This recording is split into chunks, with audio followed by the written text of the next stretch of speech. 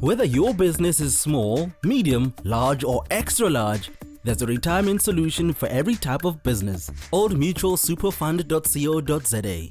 Hello, good evening and welcome. I'm Karima Brown and of course you're watching CNBC Africa, where we continue unpacking the implications of the 2013 budget. The bulk of Finance Minister Pravin Gordhan's budget is to be spent on social services, totaling 682.3 billion rand, which is an increase of 7.8%. Well, to take a closer look at the socio-political implications of today's budget, I'm joined by an esteemed panel. In Johannesburg, I am with Eusebius McKaiser. He is from the WITS Ethics Center, and of course also with the Executive Director of Naledi, which is a Labour think tank, Rudy Dix. Later on in the program, we will also be joined by Nick Borrain, who's a political analyst at BNP Paribas Credit Security. But let's start with our guests up in Johannesburg. Eusebius, good evening, welcome to the show. Of course, the usual suspects getting the larger slice of the budget pie, with a very strict caveat. Frills have to be cut, expenditure have to be rolled out. If not, it will be taken back. Do you think this is a big enough stick for the state? That's a very difficult question, Karima, because in the past we have seen that when there have been audits of where there have either been wasteful expenditure or even more callous than that, a lack of expenditure in some provincial governments, for example, the state hasn't always been effective in managing to follow through on threats. And I am very happy with the overall expenditure. You're right that a big slice goes to social security in a country with deep income inequality, with massive poverty and with unemployment levels unofficially around 40%. It is unsurprising. It's also morally and politically correct. But I must say I'm cautiously happy with the budget in the sense that it all depends on whether the different actors, the political principals, now take the goodwill that we have as a nation and make sure that they manage those budgets properly. It's all about the actual spending and not so much about the allocation. Rudy, you have certainly looked at state capacity in many instances as Naledi. Does the critical departments, particularly in provincial levels of government where a lot of the expenditure is to be driven, if one looks last year at the cabinet having to introduce a special resolution intervening in 5 departments in a place like Limpopo, is this money going to be properly spent? Are projects going to come in on time and on budget?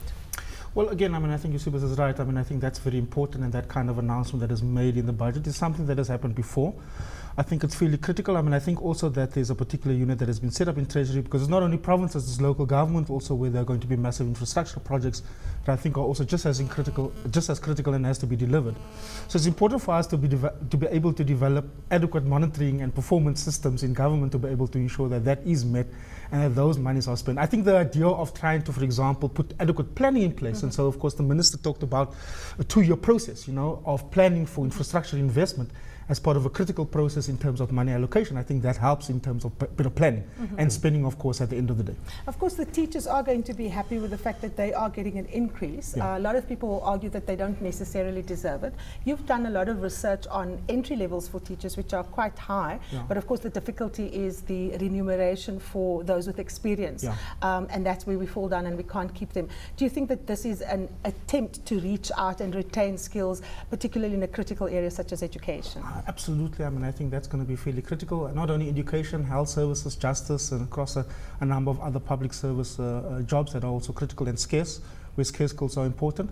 So yes, I do think so. But I think it's important. You asked early on whether the question around whether this, the kind of expenditure on the budget. It's important to note that real expenditure does decrease. So there's what we're seeing is a slight contraction in actual physical spend. Yes. You'll see a reduction in the estimates of the budget deficit from what it has been at the particular level to 2015 forecasted at 3.1%. So what we're seeing is a real reduction in actual fiscal spend, and so of course government has to make up in some way or another to be able to pay those kind of expenditure items that have been identified.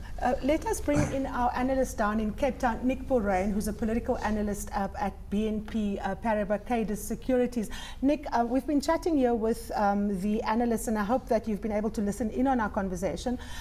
Very few surprises in terms of the kind of emphasis of the budget, but very interestingly, no severe austerity measures other than very tough recommendations on how to curb spending. Do you think that Pravin Gordhan was making a political statement by not going the austerity route and sticking to, infrastructure spend as a way to kickstart growth in the economy? Hi, Karima. Look, I think that for someone like me, what I'm looking for in a budget like this, an election year budget, a budget that's written as a gang has been formed, as the DA is crowing that it's going to that it's doing better, and it's that as post Marikana, where there's a massive defection in the ANC's a key constituency for the ANC to AMCU, from NUM to AMCU, and a range of similar the service delivery protests as tracked by Municipal IQ. So what I'm looking for in a budget like this is evidence that it's populist, evidence that he's going to tax, that he's going to spend as a way to keep the ANC's, I suppose, to buy the ANC support. I mean, I think my feeling is that the ANC is to some degree addicted to a combination of social grants and the public sector wage bill. And so for me, a crucial aspect was how much are those going up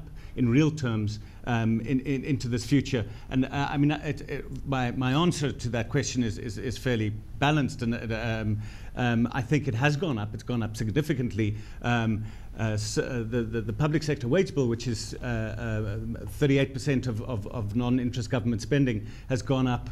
It's predicted to go up over 7.9%. Social grants by 5%, but social grants is a smaller portion.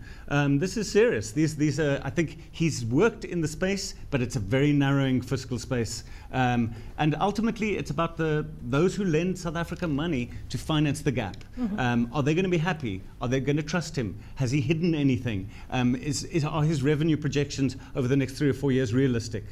Okay, let's shift gear a little bit and go to an attempt to answer some of those questions around whether, in fact, job creation can be kickstarted. We've seen in typical kind of ANC style a balancing of the contradictions that are in the alliance. We see a tax incentive to businesses for bringing in young people, and we also see what looks to me like a job seekers grant proposed by the ANC at its policy conference back in July last year in economic zones that will be specially designated. Eusebius, is this a very fine balancing act that Pravin has pulled off? Absolutely, and a budget by definition is a political process of thinking through how to manage limited resources in a country in terms of what you've got into the income tax coffers and other forms of taxation and how you're going to spend it. And Nick was being quite coy there, but I think simmering beneath these euphemisms is probably a fear that the welfare budget is becoming too big and that there's not enough more of a blunt instrument being used to try and gain efficiencies where there are inefficiencies within the state.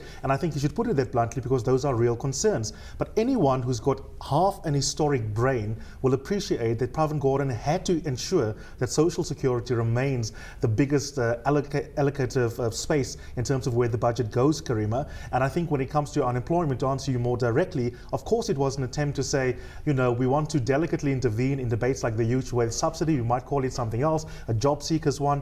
But I think it was very clever. It wasn't just a case, as you and I said off air earlier, of saying here is a little bit of pocket money for you if you go into a special economic zone. It's also about real skills developments, because by isolating those economic zones, you are also saying, yes, we are prepared to subsidize would-be employed persons, but we want to do so in sectors of the economy where we also need those particular zones to feed into the infra plans, to feed into the big macroeconomic areas where job creation will come from. Now, Rudy, your Labour Institute, your think tank, is aligned to Labour. So I'm going to ask you to put on your Labour hat here. Sure. Does the interventions that Pravin announced regarding getting young people into the economy, and my understanding is that this agreement is going to be signed on Friday at NEDLAC, does it satisfy the constituencies that were stuck in that negotiations for a good 2 years? Yeah, I mean, if this agreement is going to be concluded, then clearly there's a degree of negotiations and a degree of satisfaction. Of course, when you have a negotiated outcome, there are compromises that are of course reached. But I think the labour movement generally has raised a number of economic issues in relation to the initial youth wage subsidy, so call it what you may. Yeah. I mean, I think there's an agreement that some intervention is required, and I think COSATU, for example, and other federations have said that. We require interventions to be able to address youth employment, whether it's in some form of mechanism, job seekers grant as you talk about it, and you try and reduce the social cost of looking for employment, or any other opportunities that could incentivize young people to go and look for employment. I mean, I think these are issues that I think most likely would be contained in the kind of agreement that has been negotiated over many, many months at NEDLAC. And I think that's very, very critical, that we acknowledge that there's a problem and these are the kind of interventions. But can I come on to Nick's issue that he raises? I mean, I think for me, I mean, the point is that I don't agree with him that the ANC is addicted to social security and public service employment. I think that's absolutely, I mean, it's a kind of simplified way of looking at the kind of crisis that we sit with in South Africa. And generally, when you have a country where there's deep-rooted economic problems like high unemployment, massive amounts of inequality and poverty, then generally you have an active state, and that's what it's about. Okay, guys, you're up in here in Joburg. Let me bring Nick in here to explain himself. Nick, let's come back to the central questions. Both the analysts here have taken issue with some of the issues that you've raised, particularly around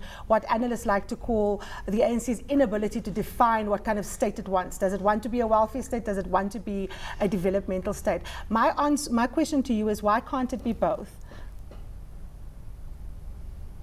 I think, of course, it can be both. And it's my turn, so let me take your guests there on. You see, I don't actually profoundly disagree with them.